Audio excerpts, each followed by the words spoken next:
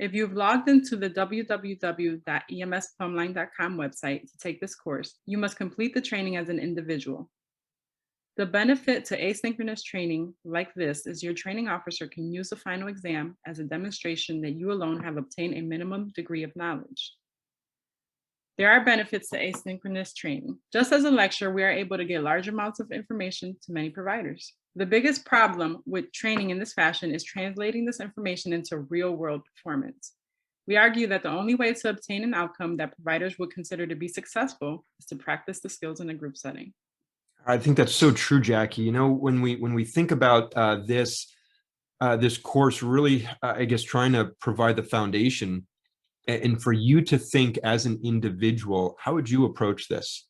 What questions do you have, as opposed to, if you will, groupthink in one large group? But as we think about the approach to this, so much of it is how do we interact as a team? And that is going to be highly dependent upon your department, your equipment. And the only way to learn how to apply all of this is to get your hands dirty and give it a try.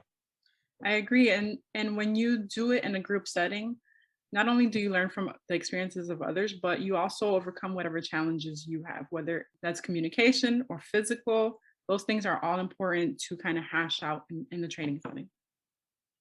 So, Jackie, I'm not sure about your experience. I'd be interested to hear, but at least in the medical environment, when we do skills practice and we do, for example, simulation and scenario training, I actually always build in almost twice the amount of time for the debrief than for the scenario or the simulation itself, because at least in my experience, all the learning, quite frankly, the vast majority of the learning happens after the scenario is over, when we can talk through it and pick it apart and understand what worked and what didn't, and then, quite frankly, do it again, get some reps in it, so that you do the scenario, you spend some good quality time debriefing it, being honest, being direct, identifying what should have gone better and what definitely did not go well at all, so that we can iteratively refine that skill set.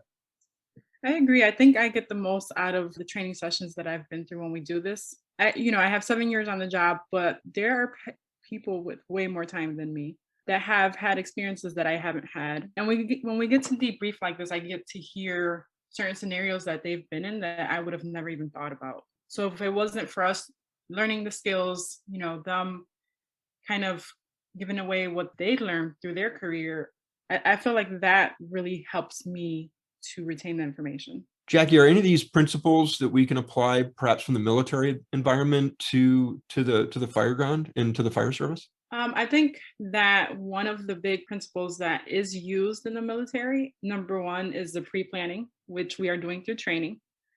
And number two, the military is big on debriefing, at least the unit I was assigned to.